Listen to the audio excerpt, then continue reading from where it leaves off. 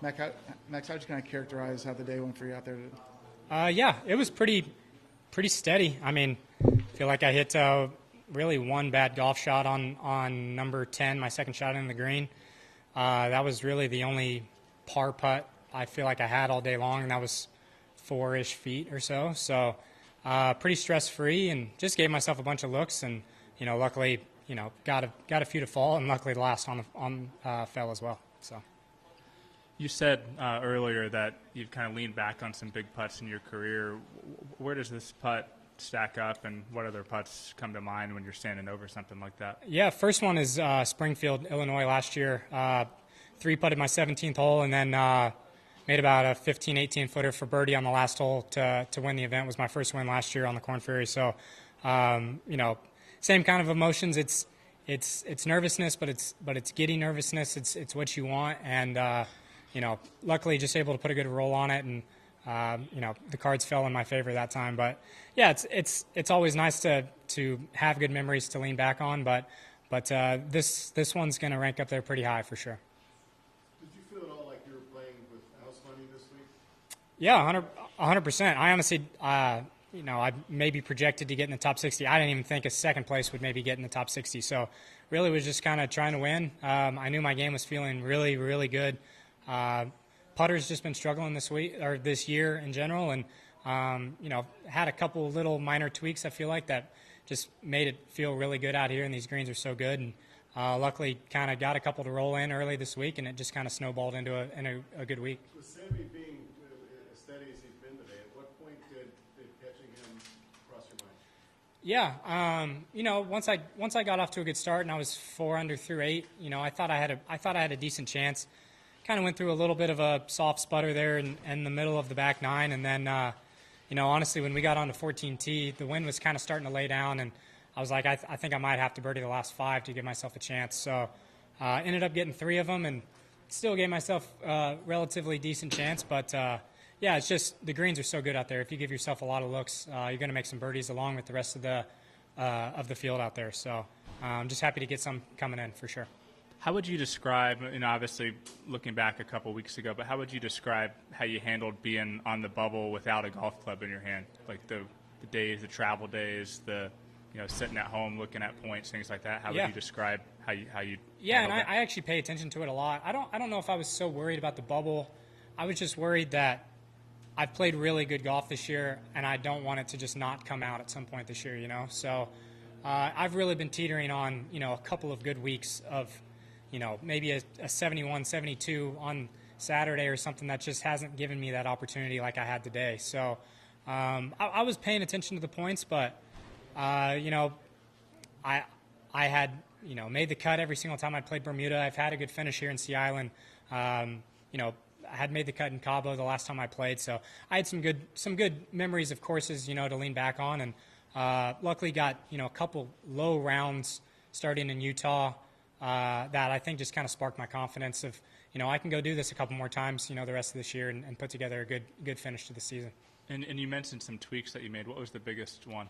Yeah, I mean, I've got a lot of movement going on. I take the putter back pretty short, so really trying to keep my head pretty still. When I get under pressure, I feel like I kind of move back as the putt's going on, type of thing. So.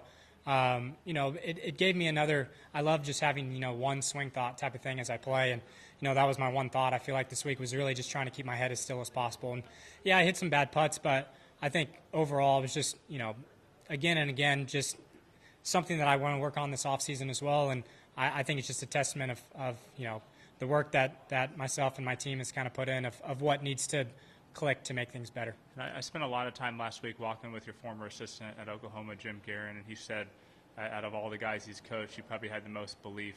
Where do you think that comes from? I don't know. I mean, maybe a guy from Oklahoma, maybe just a little bit of a chip on my shoulder. I'm maybe not. I had multiple guys like from where I'm from ranked higher than me, go to better colleges potentially. I mean, we won the national championship, so we're pretty good. And I feel like I got looked over a little bit. I was a small kid, still a small guy now, but I just always felt like I had something to prove. Even when I played really good golf and won events, I still feel like maybe people didn't put me at a pedestal, I felt like my game was high enough to reach. So I haven't given myself that belief on the PGA Tour. I feel like in my 3 full seasons out here, and I don't know what clicked this last month, but I feel like that belief really did change in my mind, and I think I can play with everybody out here, and my really good golf is really good. I get streaky, and I got to get better at that. But no, I'm going to believe in everything that I do, and I know my team is too. So yeah, super happy with that part of my game and how it's continued to stay that way throughout the highs and lows. What do you think you need to do to make the next leap in your career? I really just think it's that consistency. I've really started, I still missed 13, 14 cuts this year, and that's probably the most cuts I've made on tour, in the 3 years I've played. It's better, and when I make the weekend, it's great. I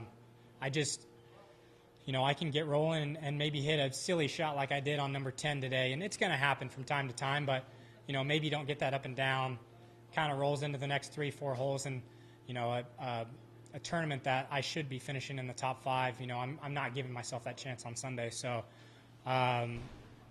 yeah, not play as young. That's why I play very good sometimes and get streaky. Is maybe I play like a 20-year-old sometimes, but want to keep golf fun too, and hopefully I can kind of manage the consistency factor with still keeping golf fun and being aggressive and doing those types of things, but.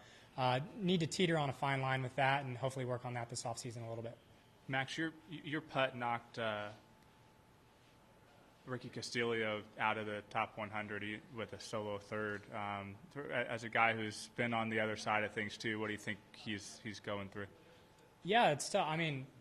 Awesome for Ricky he has to come out and shoot 62 today to even give himself a chance, and he does that.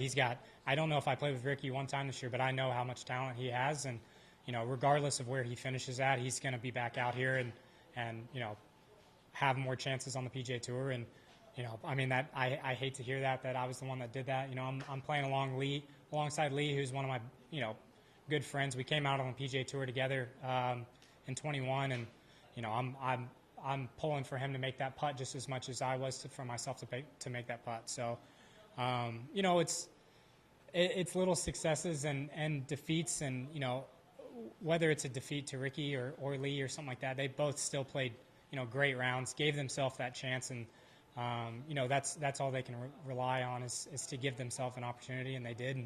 And hopefully both those guys, Ricky and Lee, can take care of business either at Q School or next year with some starts for sure, and yeah, play good golf.